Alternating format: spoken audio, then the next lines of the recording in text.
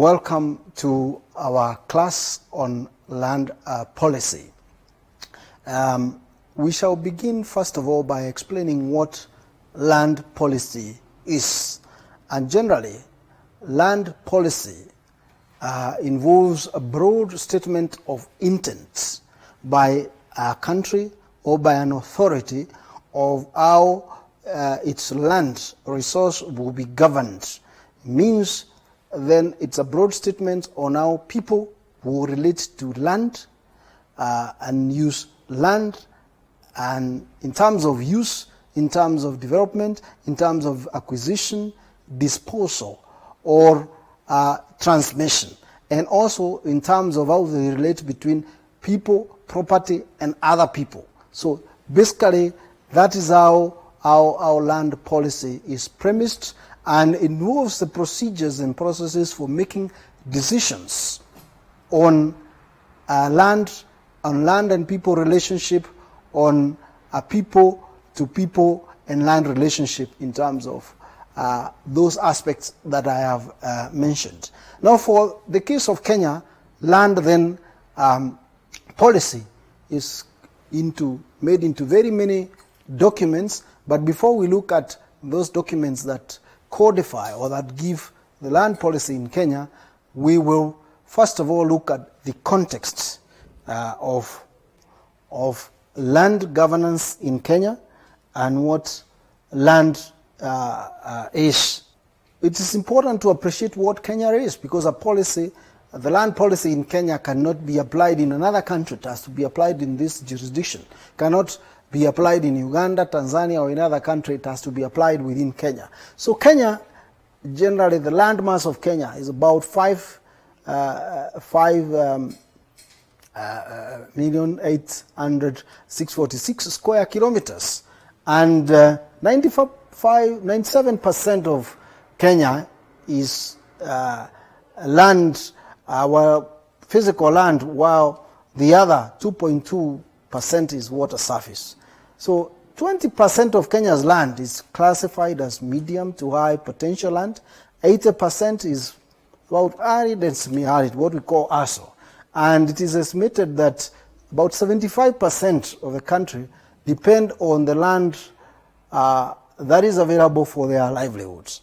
So the current forest cover stands at about 7.5% of the total dry land cover, which is below the national and international standards. You know, national standards require that cover should be about 10%, and the international one requires about 30%. Now, Kenya has a constitution that was promulgated in 2010, on August 27, 2010, and this constitution gives the broader overarching policy about land and how its administration will be done, which includes how you will own property. And it says that one has a right, specifically Article 40, one has a right to own property anywhere in the country, and government shall not take that land from that person without legal or due reason. And if they do that, they have to just give prompt, just, and fair compensation. So they cannot arbitrarily take somebody's land. That's as per Article 40 of the Constitution. That's the first policy anchor on property rights in Kenya, because it covers property rights as human rights. And the Constitution also further has a chapter that is on environment and land that clarifies the way land is to be held, and it classifies land as public, private, or community, and gives basis for the various land laws. And those land laws that have been made include the Land Act, Land Registration Act, National Land Commission Act, Community Land Act, and these ones provide for the recognition of the various categories and rights over that land as classified, whether public, private, or communal. And these laws are supported by other laws that include land adjudication, land control, land surveying, matrimonial properties, the law on succession, among others. So what you need to remember is that there is the Constitution as an overarching policy. Then the statutes or the land laws, the main framework ones that I said, the Land Acts, the Land Registration Acts, the Community Land Acts, and then the supporting legislation, including the surveying ones, evaluation ones, the adjudication ones, the consolidation ones, the planning ones, and the matrimonial, the succession ones. So these others are supporting, but the framework are those three, and they comprise the policy. And also, of course, there's a codified national policy, which is sessional paper number 3 of 2009, and also sessional paper number 1 of 2017 on land use, national land use. The one of 2009 is sessional paper number 3 on national land policy. So those together as one operate as what you would constitute the land policy that Kenya follows. And generally, as I told you, the policy gives the governance principles for land, stated governance framework, governance intent, and broad statement about how that governance will be done, how those decisions over land, the relationships over land will be done in a certain jurisdiction. And therefore, it is important for us to look at the principles of good land governance. And as such, as I've told you, land governance is a process by which decisions are made regarding the access to and the use of land. The policies, laws, regulations, and state administrative and judicial systems that govern land transactions are known as governance frameworks. Basically, that is what consists of land governance. So good land governance typically operates under the following principles. The first principle is that of transparency. The state of processes being open and visible for all to see with regard to land is important. That is what is referred to as transparency as far as land governance is concerned. Accountability. The culture of honesty, zero tolerance to impunity or corruption is what is expected so that this principle of good land governance is satisfied. Civic education and participation of the people is the other principle of good land governance. It is expected that people and stakeholders in the land sector or in the country will be able to participate in that governance. Rule of law is the other principle, means that there shall be effective development and implementation of the laws and policies and procedures on land governance, and that they shall be respected. Equity is the other principle, where it means policies are inclusive and they consider both current and future generation, and there is no discrimination because of age, and there is what we call intergenerational equity and intragenerational equity for this generation and for future generations. So land is used in a manner that it satisfies the interests of the current generation and the future generations. Effectiveness and efficiency is the other principle of good land governance. It is expected that their systems that are put for land management are efficient. The system for use, the laws, the practices are successful, and they deliver the results in a manner that is optimal. Security is the other principle.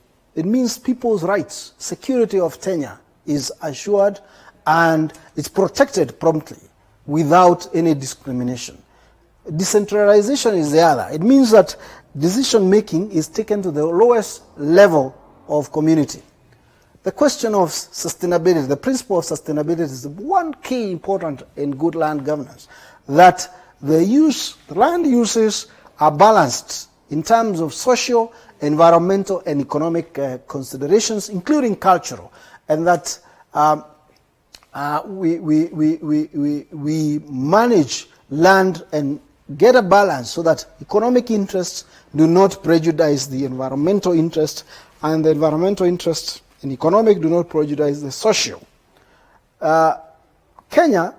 In Kenya, particularly, these principles are outlined under Article 10 of the Constitution of Kenya. That's where the principles and values for governance are outlined.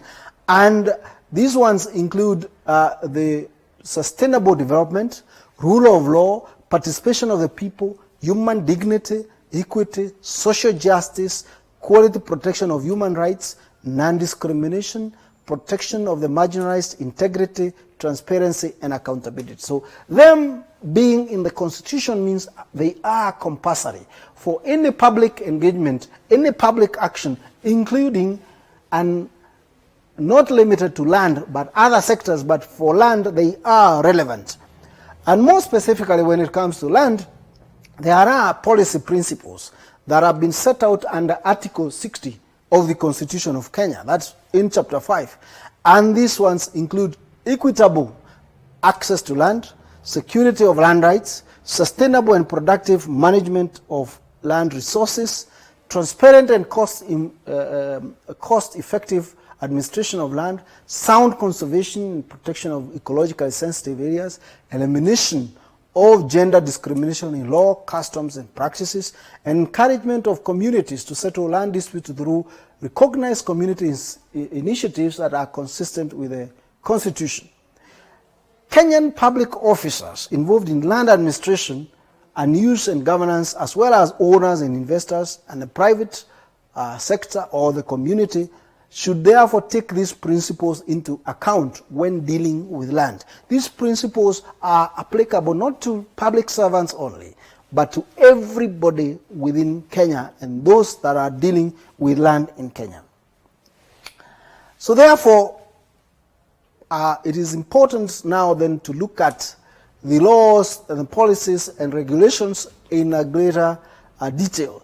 And the one that we shall look at first is sessional paper number 3 of 2009 on national land policy that I have mentioned earlier as the first land policy in Kenya that is codified outside the statutes and the Constitution.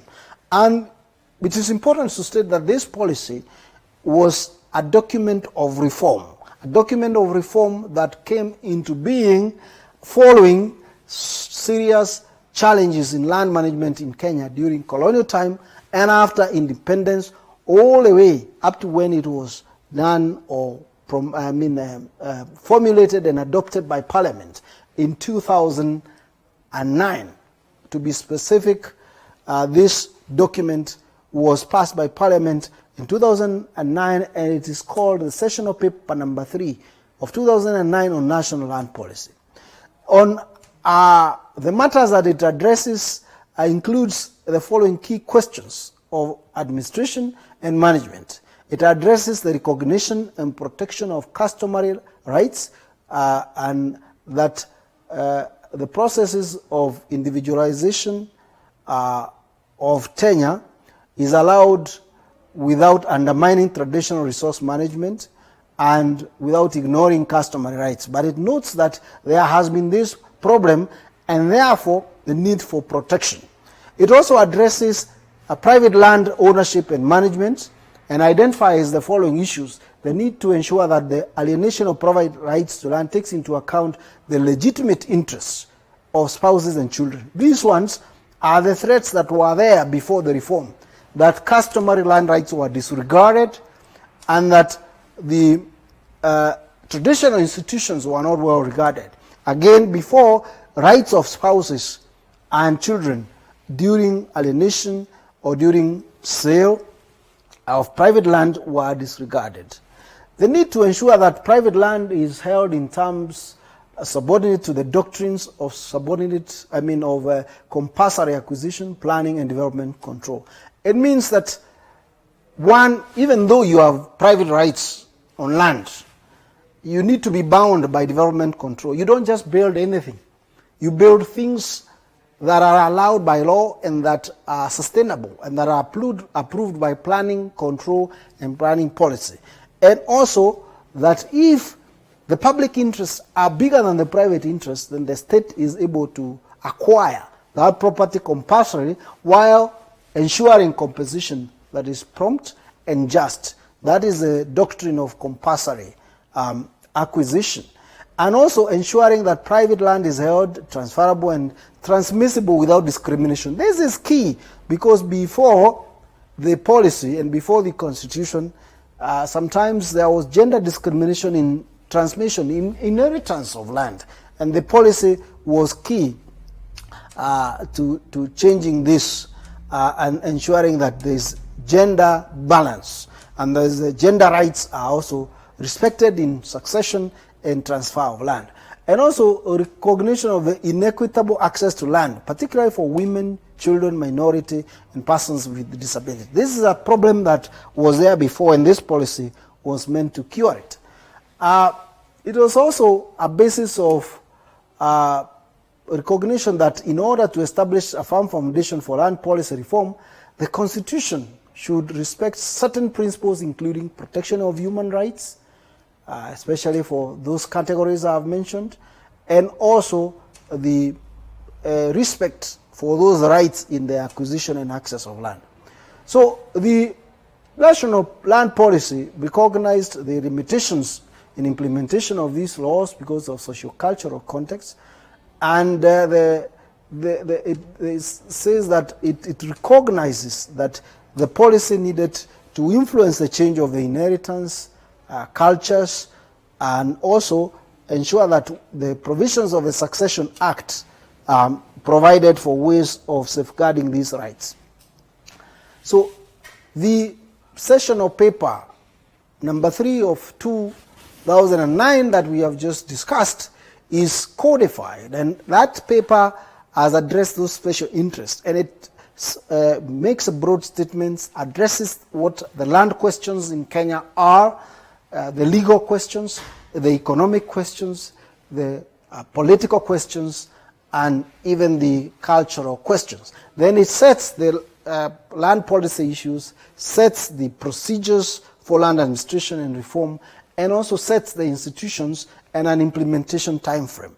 So it is important, as you read the sessional paper number 3, that you look at the details and understand what the challenges for land management have been and what the questions they answer or what questions they seek to answer and how those questions have been answered. For instance, how are the women land rights secured? How are the communal land rights secured? How are the institutions organized in the land policy? And how is the implementation to change, or how was it intended to change? It is important to mention that that policy now has done its first cycle of 10 years in implementation, and it's up for review. And that review then will take care of any emerging issues that require now current context discussion. Recent sessional paper number 1 of 2017 on national land use policy was also passed by Parliament. So this is specifically not on other aspects of land management or ownership, it's specifically on land use. It's on land use, and it addresses key questions of land use with major proposals on policy action.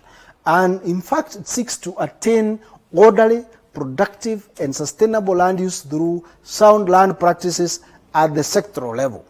It seeks also to have conservation and enhancement of the quality of land and land-based resources. It also seeks improvement of the condition and productivity of degraded lands and in rural and urban areas, and gives a set of planning guidelines and policies and standards which shall be observed by the enforcement by county governments and other sectoral agencies, with the frameworks of approved physical and development plans being put into consideration. Community participation is also a key object in this policy in land use, and it seeks to have community participate in environmental management, then protection of agricultural land, also the very conceptualization of zoning and subdivision of land, putting mechanisms for controlling land uses in residential areas and others, and integrating communities so that urban areas have what we call integrated livable communities. It seeks also to establish land banks and make available land for investment development, distribution, settlement, or restitution. Also seeks to establish mechanisms for handling land use disputes. So seeks to zone and protect lands appropriate for agricultural uses. It has to be understood that land for agricultural uses have been diminishing because of urbanization and other encroachment.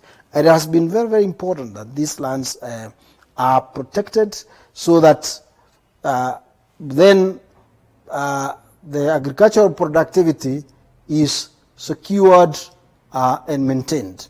So it also seeks to develop regulatory frameworks for reclamation, rehabilitation and restoration and use of reclaimed land. You know, some land has been degraded or has suffered degradation and requires to be reclaimed and restored so that then it is brought back to usable quality, to usable situation. And this land use, national land use policy seeks to facilitate that.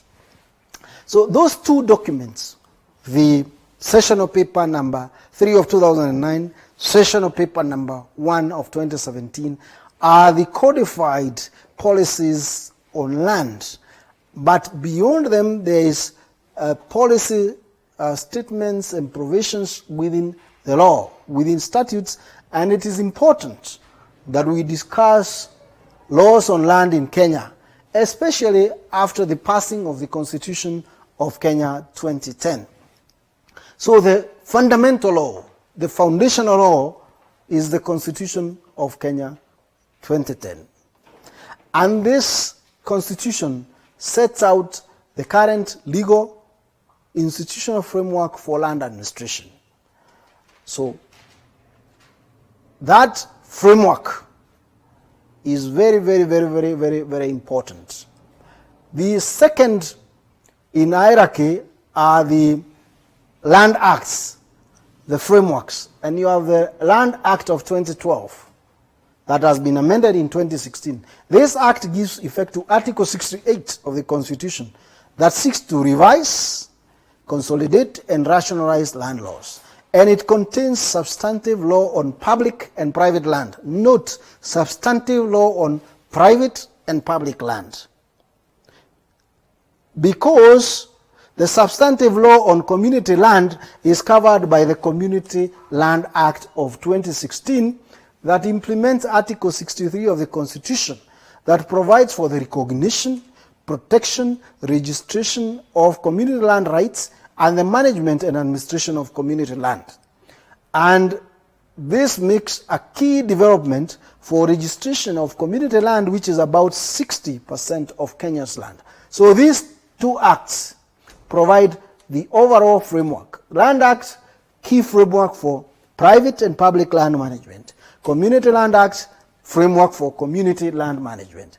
Then the other key law is the Land Registration Act, number 12, Land Registration Act of 2012, amended in 2016.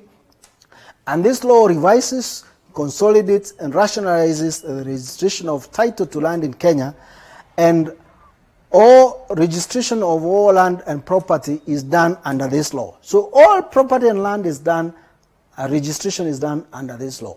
Very, very, very important law, and sets out provisions and structures for land administration, operation of registries, transfers, transmissions, all interests that are over land are registered under this law. Very, very, very important. The next one is the National Land Commission Act of 2012, which is also amended in 2016, and this provides for the setting up and operations of the National Land Commission and the management of public land. This act follows the Article 67 of the Constitution, which requires the Commission to be established for purposes of managing public land and other related purposes. There is also the Environment and Land Court Act of 2011. This establishes the constitutional mechanisms for resolving disputes in land and environment, and follows Article 162 of the Constitution and gives that court powers to determine matters relating to land title and use, and generally all matters relating to land and the environment. The other supporting acts are, as I said, are the Matrimonial Properties Act, that is implements Article 68 of the Constitution, that seeks to provide for rights and responsibilities of spouses in relation to matrimonial property. Then there is the County Government Act, which gives power for planning and development control of land within the county.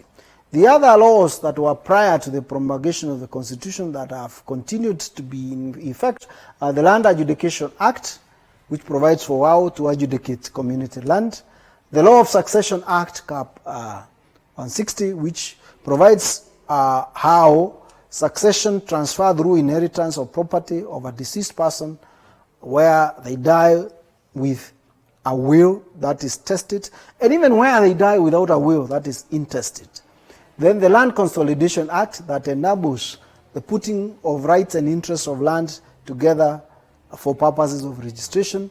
You have the Land Control Act, that governs the use and planning of land that is classified as agricultural land outside urban areas mainly. So, this is where land control boards are there. They approve transactions like subdivisions and all that. That's another very important law.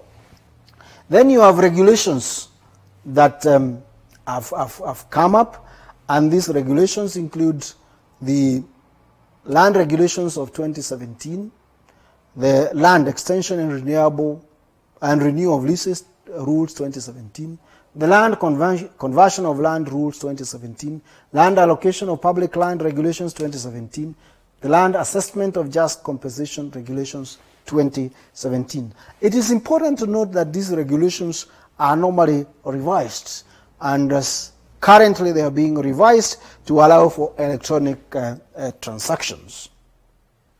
There is the regulation under the Land Registration Act, the Land Registration General Regulation 2017, Land Registration Unit Order 2017, regulations under the National Land Commission Act. There is the National Land Commission Investigations of Historical Injustice Regulation 2017. And those regulations, together with the laws or the statutes I've talked about, the Constitution and the codified policy, form what is the land policy in Kenya, and the detailed provisions have implications on ownership rights, access rights, use rights, disposal rights and processes, acquisition rights and processes, and any analogous rights therein. Also the management procedures and rights, and the processes for management and the processes for decision making. So generally they give that, and they give the framework for the relationships that are defined between people and state over land, people to people over land, people to land, and generally people to society and people to humanity. Those statements, and now people relate to the use, to the development in terms of environment, in terms of culture, in terms of economic use, in terms of social needs and developmental needs, is what encompasses the land policy framework for Kenya. Thank you very much. These televised lectures supplement our robust online learning going on our MKU online platform. You can view more on our televised lectures via our online platform. We are in a digital era, and Mount Kenya University knows this. The following are the steps to follow so as to complete your online application. Download the application form from the website www.mku.ac.ke. Attach copies of your academic certificates and ID. Pay the application fees via M-Pesa pay bill number 270988. Your ID is the account number. 2,000 shillings is the charge for a postgraduate. You can also deposit in the bank accounts provided on the website. Then email all the above to apply@mku.ac.ke.